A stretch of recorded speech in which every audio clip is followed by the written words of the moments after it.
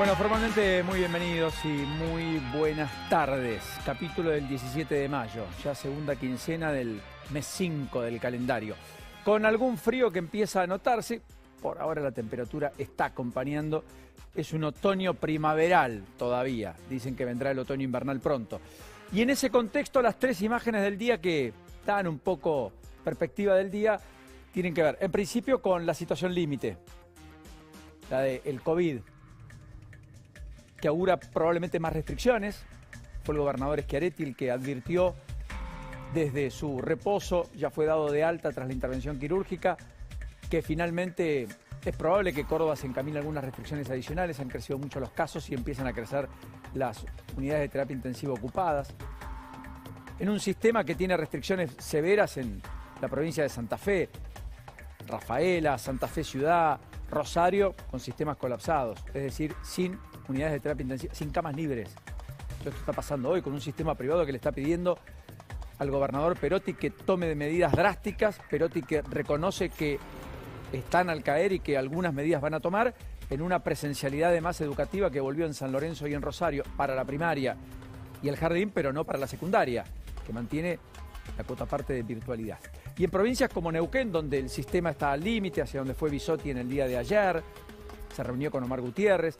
El gobernador ha tomado decisiones de restricciones adicionales a las que se tenían hasta el viernes pasado. Ha cortado la presencialidad en las escuelas. Recién terminó un bocinazo muy importante de los padres pidiendo por ello en Neuquén Capital. Pero la verdad es que el sistema está demasiado tenso. Y en Río Negro lo mismo. Ha tenido la peor semana desde que la pandemia se desató en la Argentina. Y ya tenemos ciudades en Río Negro donde también la situación de estrés se siente, además de cierta asfixia, con un sistema de recursos humanos que está exhausto y con un material y una infraestructura que está al límite y que no tiene mucha más capacidad de ampliarse en tan corto tiempo. Porque además la velocidad con la cual crecen los casos es definitivamente uno de los datos distintivos de esta segunda, tercera ola, llámenlo como lo quieran llamar. Así que Río Negro también es epicentro. Allí estuvo Bisotti esta mañana en Chipoleti, estuvo con Arabela Carreras, la gobernadora. Se vienen nuevas restricciones en medio de planteos crecientes respecto a la contracara de esas restricciones, que es el impacto económico y las pérdidas cuantiosas en materia económica que muchos sectores tienen. El gastronómico, el del turismo en Bariloche, sin ir más lejos. Aquellos que viven de los espectáculos, los teatros. Todo un colectivo que vive con las fiestas, con los viajes grupales, los viajes de estudiantes, de egresados. Todos ellos que hoy están en foja cero. Bueno, en ese contexto fue Kreplak que dijo, si los cierres son parciales, la eficacia de la medida también es parcial. Y esto creo que es el síntoma más descriptivo de cómo se siente la toma de decisiones en el corazón del poder.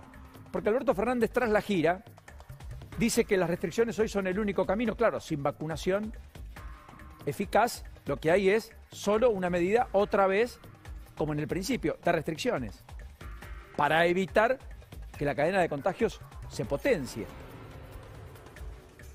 Más allá de que la vacunación parcial ayuda, fue Gutiérrez hoy, el gobernador de Neuquén, que dijo, tenemos muchos casos de menores de 19 y no tanto de mayores de 60.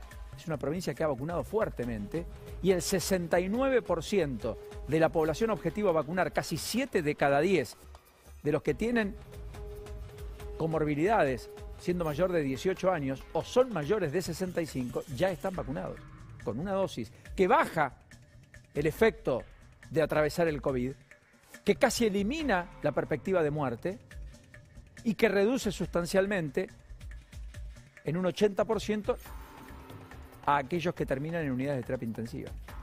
Bueno, este dato de Kreplak es lo que empuja a muchos a pensar que Alberto Fernández, sin ley, porque va a tener media sanción en el Senado, esta semana la idea de tener superpoderes para determinar las nuevas restricciones, pero no va a pasar el filtro de diputados, por lo menos así están dadas las cosas hoy. Dicen que en ese contexto es que Alberto Fernández se encamina a no solo prorrogar el decreto que vence el viernes de restricciones, sino a potenciarlas y hacer nuevos anuncios. Veremos luego qué ocurre y cómo se implementa y cómo finalmente adhieren las provincias y con qué nivel la sociedad además acata y con qué certidumbre el gobierno puede comunicar y cuál es la hoja de ruta.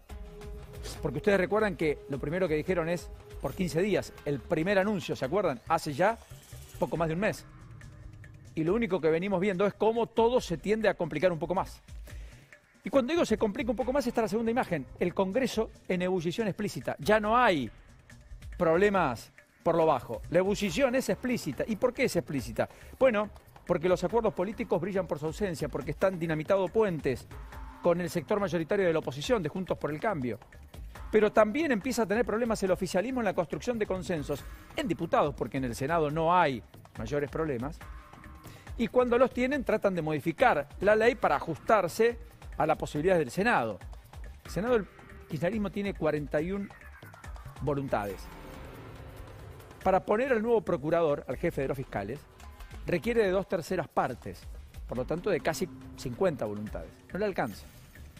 ¿Qué es lo que envía el proyecto? ¿Qué es lo que envía el Congreso? Un proyecto para modificar esa mayoría para elegir al procurador. Entonces establece que sea una mayoría absoluta, que implica 37 senadores, porque sobre 72, la mitad más uno, son 37. Tiene 41, los va a sacar. Pasó el filtro de diputados, de senadores, perdón. Esa misma reforma establece que el cargo del procurador tenga una vigencia una vigencia de 5 años, que sea limitado, no que sea vitalicio. Con lo cual, si pone un procurador el gobierno a fines de este año, ese procurador va a estar hasta fines del 2025. Por lo tanto, los 2 primeros años del próximo presidente y del próximo mandato. Ese fiscal, que es el jefe de los fiscales, procurador, es el que determina además, establece la ley, la política criminal, que de todas maneras tiene que pasar el filtro de la comisión bicameral, que va a ser la que va a recomendar. Y además cambia las mayorías para enjuiciar a los fiscales. Establece modificaciones para que la política tenga un peso mayor, aunque digan lo contrario. De manera tal de que aquel que se aparte de la política criminal que el poder quiera establecer, poder correrlo más fácilmente. Entonces, insisto, el Senado no es el problema del oficialismo, del kirchnerismo, de Cristina Fernández de Kirchner. El problema es la Cámara de Diputados, donde hasta aquí Massa pudo articular con límites, pero articuló siempre en beneficio del gobierno de una manera relativamente exitosa. Pero hay cosas que no pasaron el filtro. Bueno, ahora esos filtros parecen un poco más complejos de ser eliminados. Y entonces, esta reforma no está claro que pueda pasar. Tampoco está claro que le den los superpoderes que quiere Alberto Fernández, con el avasallamiento de las autonomías provinciales que muchos legisladores provinciales dicen y sostienen que ese instrumento conlleva, con la idea de judicializarse igualmente así exista una ley el día después por parte de la oposición, como ya anticipó el propio Mario Negri.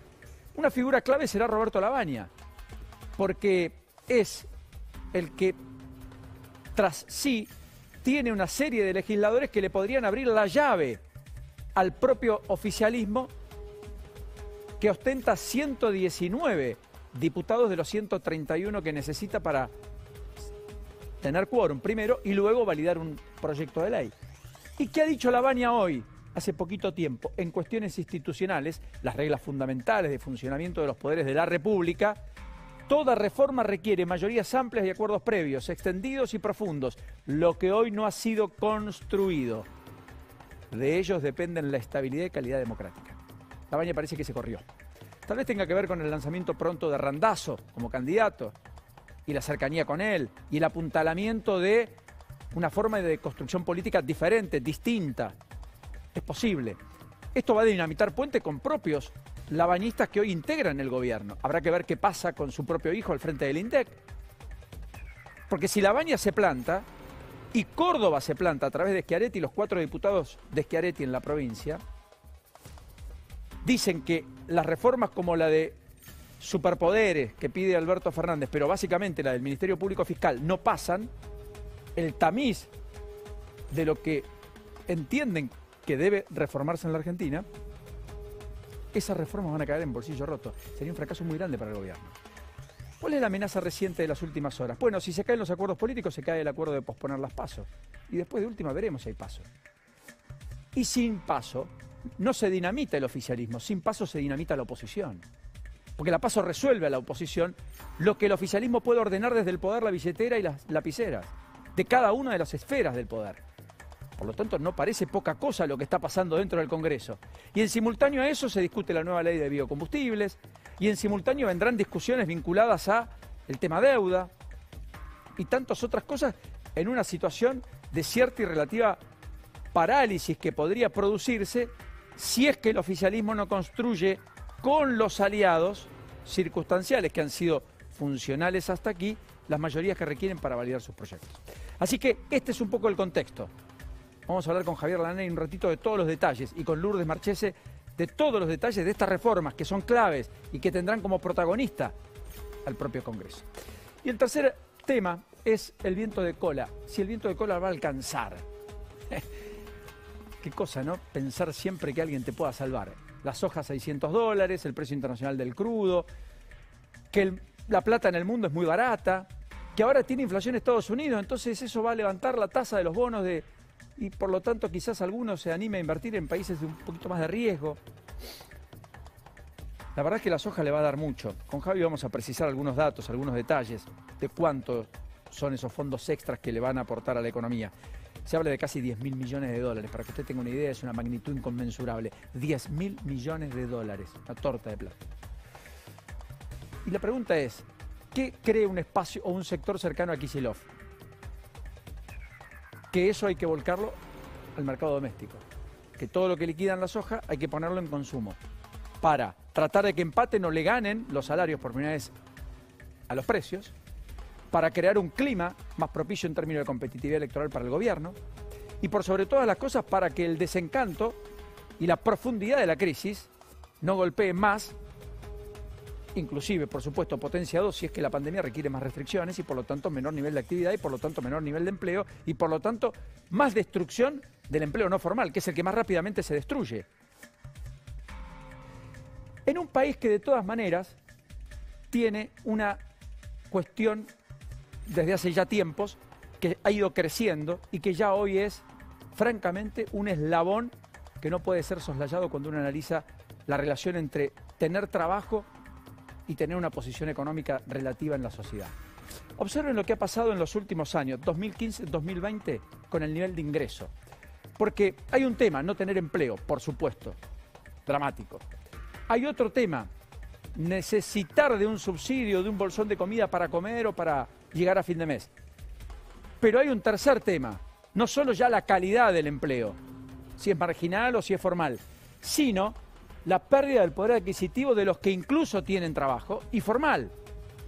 El 30% de los que tienen trabajo igual son pobres. Tener trabajo en esta Argentina no implica no ser pobre. En el sector privado el promedio de los salarios cayó 15,4% en 4 años. Sector privado que no crea empleo genuino desde hace 12 años en la Argentina. 12 años. 12, no 1, 2, 3, 12. Salarios públicos, único eslabón en donde hubo más empleos. No quiere decir de mejor calidad. De hecho, el retroceso fue de un 29%. En promedio, el empleado público hoy gana 29% menos de lo que ganaba hace 5 años. En términos relativos, en poder de compra. ¿Me explico? Porque también aquí hubo un ajuste hecho por la devaluación o por la inflación. Y los trabajadores del sector privado con más de 5 años de antigüedad, allí el promedio salarial incluso se redujo 24%, entre el 15 y el 29, 24. O sea que probablemente el padre de familia, el que tiene alguna antigüedad, el que tal vez construyó un estándar de vida a partir de ese empleo, también ha visto cómo ha mermado ese ingreso para comprar las cosas que compraba antes y por lo tanto también se tuvo que achicar. Y por lo tanto ahí explicamos parcialmente cómo se ha dejado de estar en la clase media o ha dejado de pertenecer y ha pasado a ser una clase media empobrecida, si usted quiere. O sea que fíjense, ¿no? Argentina tiene un problema de destrucción de riqueza, tiene un problema de falta de construcción de empleo, de aliento a la inversión, se ha convertido en un estado prebendario para el sector privado y un estado prebendario para aquel que se cayó del sistema y el Estado intenta repatriarlo a partir de darle algo que tampoco le alcanza. Y así todo, y más allá de todo eso, también se convirtió en un país donde teniendo trabajo, eso no te elimina la posibilidad de no ser pobre. también con trabajo se es pobre.